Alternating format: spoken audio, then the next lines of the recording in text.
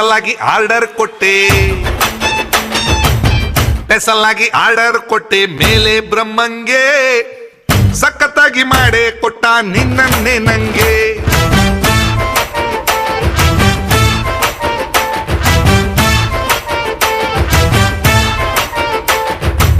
special ಆಗಿ order ಕೊಟ್ಟೆ ಮೇಲೆ ಬ್ರಹ್ಮಂಗೆ